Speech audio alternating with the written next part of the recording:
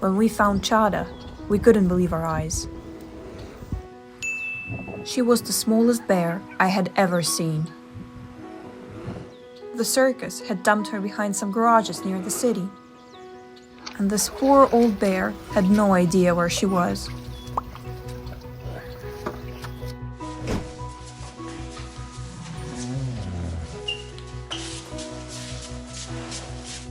Chada was used for entertainment in the local circus. They kept her for 25 years and abandoned her when she got too old. She has poor eyesight and almost no teeth. So we knew we had to give her a chance at a new and healthy life.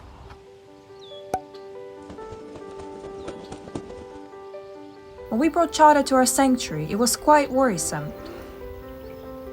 We wanted to make sure she was pampered. We gave her her own separate enclosure with everything she needed. She had a pool, a brand new den, and even a new tire swing for her to play. And slowly, she started to break out into the sassy bear she was always meant to be.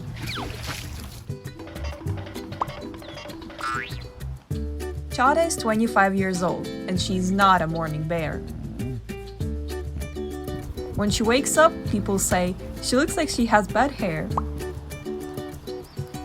But to us, she looks like a granny, so we call her our granny bear.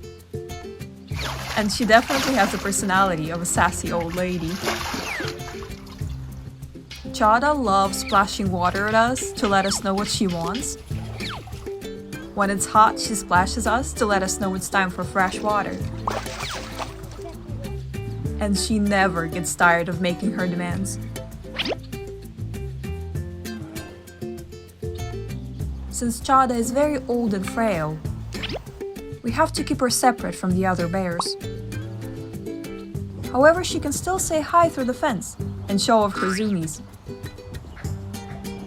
Deep down, I think she knows it's for her own safety. And every day she shows us just how much she's enjoying her new retirement. Unfortunately, Chada cannot be released back into the wild. Her age and health problems would be too much of a risk for her. But we are making sure to give Chada everything that she needs for as long as we have her, so that she lives out the rest of her sassy grandma days with love and happiness at last. Every time I see our bear, I have only one question. What on earth is he doing? Sinochok is the most playful bear I've met. He likes nothing more than swinging on a stick and putting on a show for our visitors. He knows people love his toe beans and he's not afraid to show them. They actually call him Kung Fu Panda because of his stretchies. But when I first met Sinochok, he wasn't goofy. He was a very sad bear. Sinochok grew up in a tiny cage where he never saw the sky or grass. A circus family kept him in their yard to entertain their guests, until locals heard his cry from outside and contacted our rescue. It was a tough fight to save him, but we managed to get all the permissions. We set up a carrier, put him to sleep to avoid stress, and drove him out of that nightmare. He had terrible teeth and a very weak heart, so we put him on a special plan with a healthy diet and lots of fresh air. It was hard to get him moving, but we knew what to do. We put some logs and toys in his enclosure to see if he would start playing. At first he was confused, but then he looked at other bears around him and got the hint.